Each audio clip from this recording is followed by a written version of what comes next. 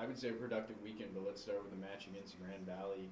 Um, Thoughts on that and what you kind of took away from that? Um, yeah, Grand Valley is a very quality opponent. I mean, obviously they historic program and have enjoyed a lot of success.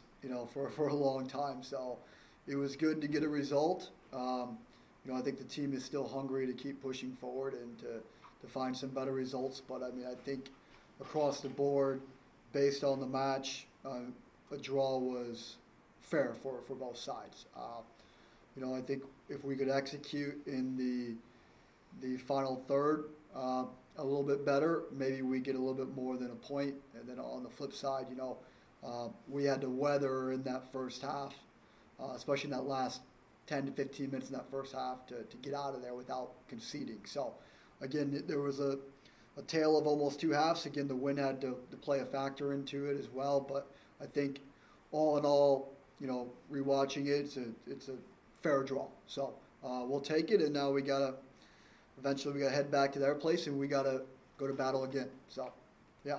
And then, Coach, you moved to Sunday, and I think a response from the game. 24 shots to just 3 goals. Your thoughts on that match?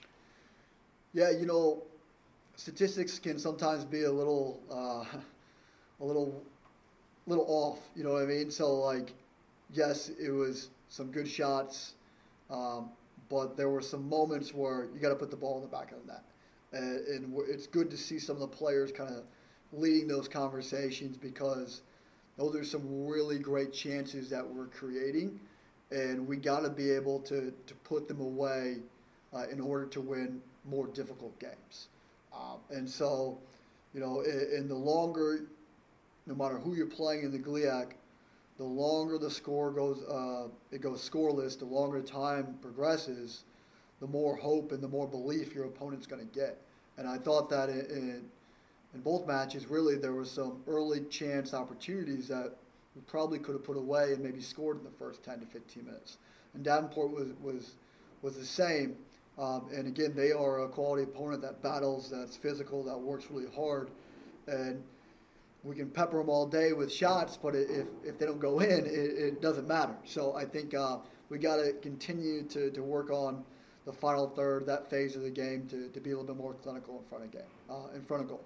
And then, Coach, I know we talked about it on Sunday about the delay and having to deal with that. What does that show about the leadership and kind of the resiliency that your team has to have to deal with that delay and then come back and still power through the finish? Yeah, again, as we talked about Sunday, the leadership group, I could hear them in the locker room even just getting everybody excited throughout the entire time.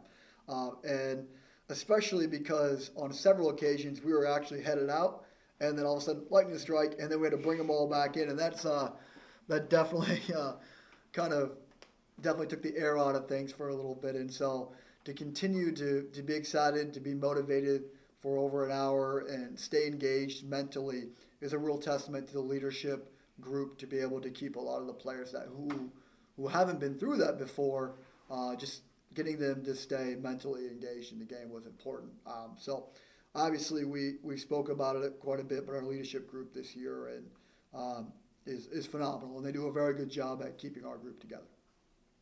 Coach, is facing Michigan Tech something that's been having you excited throughout the beginning part of this regular season? I wouldn't say it's something that we're excited about, because going to Houghton is always difficult. I mean, it's always a challenge, and um, it's a hostile environment. I mean, their fans are loud. It's a rivalry, so it's not something that we're like having marked on the schedule or anything because we try and we really do take one game at a time. So like we really haven't focused too far ahead. Like GLIAC's tough. So if you start to have a game circled, a month in advance, getting ready to be really excited for that one, you're going to make mistakes before that. And so really we try to take this mentality of one game at a time, focusing on each opponent at the right time. And so obviously it's a great rivalry, and we're excited to play, but we understand that this is going to be a massive challenge. And if we're not switched on from moment one, then we're not going to deserve a point or three that we ultimately either get or don't get because of us not being prepared properly for the match.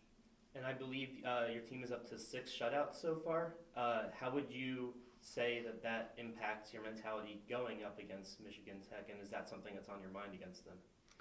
No, I actually didn't know that. So, and obviously, defensive work over the last couple of years has been really great.